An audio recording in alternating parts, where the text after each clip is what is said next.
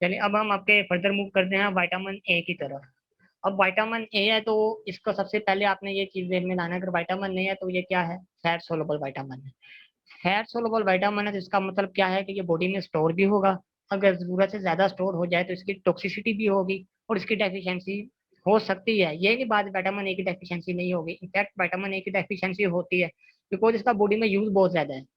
हाँ, अगर इसकी डेफिशिएंसी होगी तो क्या डिजीज होंगी, मगर इसकी डेफिशिएंसी कम होती है। अब विटामिन ए का दूसरा नाम रेटिनॉल भी है और इसको बीटा कैरोटीन्स भी कहते हैं। जब विटामिन को ए को रेटिनॉल भी कहते हैं और बीटा कैरोटीन्स भी कहते हैं।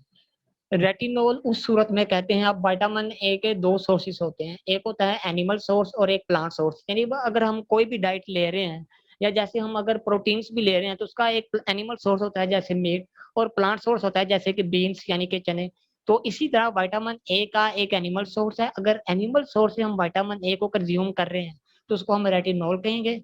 और वही विटामिन ए अगर हम प्लांट सोर्स से कंज्यूम कर रहे हैं तो उस पर हम बीटा कैरोटीन्स कहेंगे। अब आगे इसकी डिस्ट्रीब्यूशन में आते हैं। डिस्ट्रीब्यूशन का मतलब है कि इसके सोर्सेज कौन से हैं।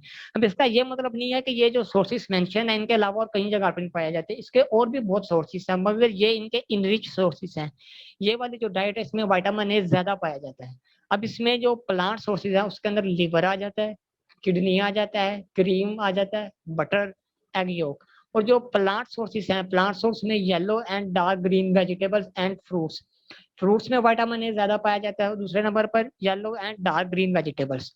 Yellow and dark green vegetables का मतलब ये है कि वो सब्जियां जिनका कलर येलो होता है या फिर डार्क ग्रीन होता है, वो विटामिन ए उनमें अमूमन ज्यादा पाया जाता है। अब इनको ऐसा स्पेसिफाई करने की जरूरत नहीं है, फिर बहुत डाइवर्स चले जाएंगे कौन सी है कौन सी नहीं। बहरहाल इसमें एक एनिमल सोर्स है और एक प्लांट सोर्स है। अब आके फंक्शन की तरफ आ जाते हैं कि विटामिन ए के फंक्शंस क्या है। अब फंक्शंस को समझने के लिए आप ये चीज आप यहाँ पर आप ध्यान नशीन कर लें, अगर आप वो फंक्शन आते होंगे ना किसी भी विटामिन ए के, तो उसकी डेफिशिएंसी से क्या होगा आप वो भी पता लगवा सकते हैं, उसकी टॉक्सिसिटी से क्या होगा आपको वो भी पता चल जाएगा। कैसे? अगर देखें विटामिन ए का फंक्शन है विजन, जो पहला लिखा हुआ है, अगर इसकी डेफिशिएंसी होगी तो क्या होगा, ब्लाइंडनेस होगी। दूसरा इसका फंक्शन है maintenance of epithelial tissue such as skin, अगर इसकी डेफिशिएंसी होगी तो क्या होगा, स्किन में इश्यूज आएंगे।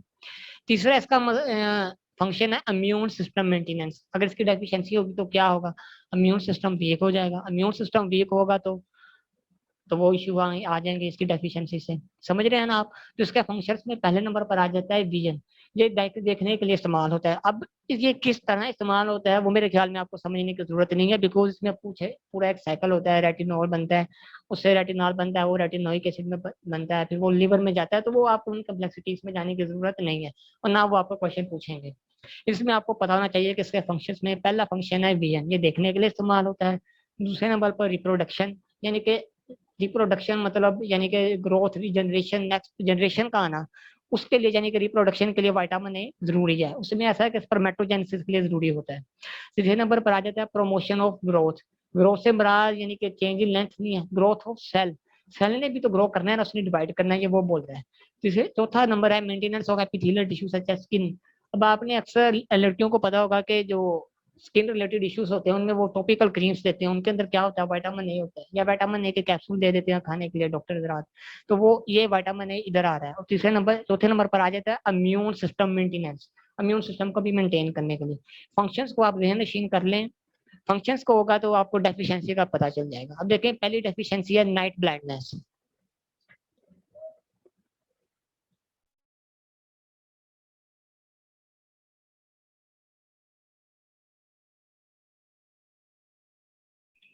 अब फंक्शंस को देखते हुए आपने डेफिशिएंसी को देखना है। पहली डेफिशिएंसी जो विटामिन ए की डेफिशिएंसी की वजह से जो पहली डिजीज होगी वो है नाइट ब्लाइंडनेस।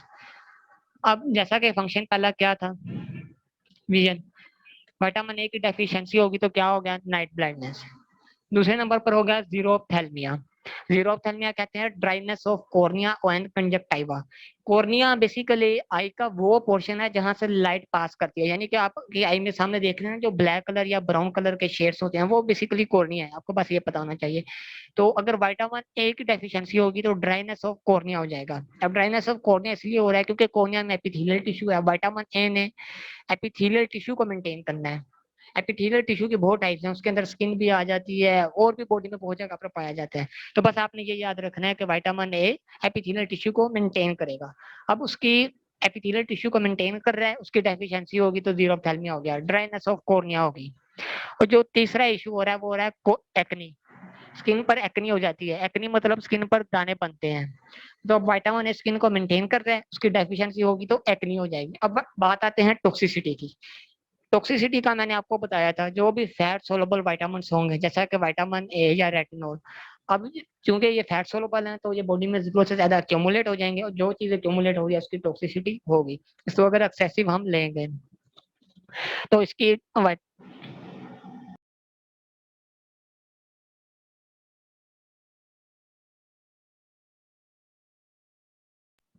तो अब विटामिन ए की टॉक्सिसिटी में आए तो पहली जो इसकी टॉक्सिसिटी है वो ये है कि जो स्किन है ना वो ड्राई हो जाएगी और इची हो जाएगी। मतलब अगर विटामिन ए की टॉक्सिसिटी हो या विटामिन जरूरत से ज्यादा लें तो स्किन ड्राई और इची हो जाएगी। दूसरे नंबर पर होगी लिवर सिरोसिस। अब यहाँ पर आपको पता होना चाहिए सिरोसिस किसे कहते हैं। सिरोसिस कहते हैं कि लिवर के ऊपर फाइब्रस टिश्यू बन जाता है। फाइब्रस टिश्यू मतलब लिवर हार्डन हो जाता है, लिवर हार्ड हो जाता है, उसको हम सिरोसिस कहते हैं। सिंपल वर्ड्स में आपने यही याद रखना है कि लिवर की सिरोसिस हो जाएगी या लिवर के ऊपर फाइब्रस टिश्यू बन जाएगा। अब वो क्यों बन रहा है? क्योंकि एपिथेलियल टिश्यू है लिवर के ऊपर एपिथेलियल मेम्ब्रेन है, तो विटामिन ए का एपिथेलियल मेम्ब्रेन के साथ डायरेक्ट कनेक्शन है। तो उसकी टॉक्सिसिटी हो रही है तो इसका मतलब लिवर की सिरोसिस हो जाएगी। और जो तीसरा है रेज इंट्राक्रेनियल प्रेशर। अब इस बात को आप इस तरह समझे कि इंट्राक्रेनियल से मुराद है कि जो ब्रेन के अंदर मेनिंजिस होती है या ब्रेन को जो जिन चीजों ने कवर किया होता है ना, जिन्हें प्रोटेक्शन की होती है, वो मेम्ब्रेन्स होती हैं जिनको हम मेनिंजिस कहते हैं। वो मेनिंजिस के ऊपर भी एपिथेलियल टिश्यू होता है, एपिथेलियल मेम्ब्रेन। मेनिंजिस के दरमियान में फ्लूइड होता है, उस फ्लूइड को हम कहते हैं सीएसएफ। ये फिजियोलॉजी है। अब इसमें होगा ये कि एपिथेलियल टिश्यू में इशू आ रहा है, उसकी वजह से वो फ्लूइड जरूरत से ज्यादा बनेगा, फ्लूइड प्रेशर एक्सर्ट करेगा, उसकी वजह से सर में दर्द होगी, और उसको हम कहते हैं रेज्ड इंट्राक्रेनियल प्रेशर। यानी कि ब्रेन के अंदर प्रेशर रेज हो जाएगा एपिथेलियल टिश्यू डैमेज होने की वजह से। और वो ये इसलिए होगा क्योंकि विटामिन ए की टॉक्सिसिटी होगी या सर दर्द रहेगा हर वक्त। विटामिन ए जरूरत से ज्यादा हो तो रेज्ड इंट्राक्रेनियल प्रेशर होगा। अब इसकी तीन टॉक्सिसिटीज आपने याद रखनी है। पहली, skin becomes dry and itchy, skin यानी कि खुश्क हो जाएगी, इची मतलब खारिश होगी स्किन पर। दूसरे नंबर पर जो लिवर है उसकी सिरोसिस हो जाएगी, लिवर के ऊपर हार्ड एंड फाइब्रस टिश्यू बन जाएगा। और जो तीसरी है वो ये है कि रेज्ड इंट्राक्रेनियल प्रेशर, सर में दर्द होगी, इंट्राक्रेनियल प्रेशर, ब्रेन में प्रेशर, पानी का प्रेशर ज्यादा हो जाएगा। अब pregnant women should not ingest excessive vitamin A because its excessive amount will lead to developmental abnormalities in the fetus. अब जो भी प्रेग्नेंट वुमेन है उसको कभी भी विटामिन ए जरूरत से ज्यादा नहीं लेना चाहिए, क्योंकि विटामिन ए जरूरत से ज्यादा उसको तो अफेक्ट करेगा, क्योंकि जो विटामिन की टॉक्सिसिटी हो रही है प्रेग्नेंट वुमेन को तो अफेक्ट करेगा, मगर इसके अलावा जो फीटस है, फीटस मतलब डेवलपिंग चाइल्ड जो कि वुमेन के वॉर्म में है, उसमें भी इशू आएंगे। वो फिटनेस है, वो डेवलपमेंटल, वो जो बच्चा जब पैदा होगा कल को तो उसमें एबनॉर्मेलिटीज होंगी, वो बीमारियों के साथ पैदा होगा। समझ रहे हैं ना आप?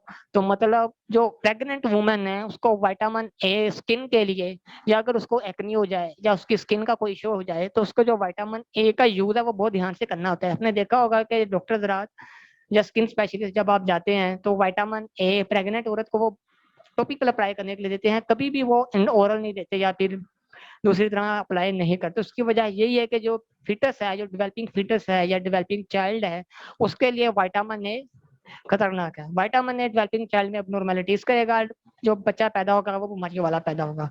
तो इसीलिए विटामिन ए प्रेग्नेंट वुमेन को नहीं देना। अब ये आगे कुछ तस्वीरें ये आप देखेंगे, जीरोप्थेल्मिया। जीरोप्थेल्मिया मैंने आपको बताया था, dryness of cornea and conjunctiva. अब इस पिक में आप क्लियरली देख सकते हैं कि वो कॉर्निया ड्राई है, उसकी वजह से वो रेडनेस सारी। और दूसरे नंबर पर जो तस्वीर है वो एक्ने की। अब विटामिन ए की हमने दिखाया था, डेफिशिएंसी होगी तो क्या हो जाएगा? एक्नी हो जाएगी। ये एक्नी की तस्वीर है, इस तरह की एक्नी होगी। अब जो ड्राई स्किन, अब देखें विटामिन ए की टॉक्सिसिटी हो रही है तो क्या हो रहा है? Skin becomes dry and itchy. इधर आप देख सकते हैं स्किन ड्राई है और इची या खारिश हो रही है। और लिवर सिरोसिस, ये आप सिरोसिस की ये वाली इमेज अपने जहन में बिठा लें। लिवर सिरोसिस आगे भी बहुत में आएगा, बहुत विटामिन ऐसे हैं जिनकी टॉक्सिसिटी की वजह से लिवर सिरोसिस हो जाता है। तो आपने हर दफा यही डायग्राम अपने जहन में लेकर आनी है। सिरोसिस मतलब लिवर के ऊपर एक ऐसा फाइब्रस हार्डन टिश्यू बन जाएगा जिसकी वजह से लिवर नॉन मोटाइल हो जाएगा और उसके बहुत सारे इश्यूज आएंगे, उनकी कॉम्प्लेक्सिटी में जाने की जरूरत नहीं है। बस लिवर सिरोसिस होगी, मतलब लिवर के ऊपर हार्ड फाइब्रस टिश्यू बन जाएगा। और जीरोथैल्मिया मतलब dryness of cornea and conjunctiva. Cornea मतलब जो ब्लैक पोर्शन आपकी आई का वो ड्राई हो गया, एक्ने हो रही है विटामिन ए की डेफिशिएंसी। विटामिन ए की टॉक्सिसिटी की वजह से ड्राई स्किन हो रही है, यानी कि स्किन देखिए फुल ड्राई हो गई है और इची मतलब खारिश हो गई, और लिवर सिरोसिस हो रही है।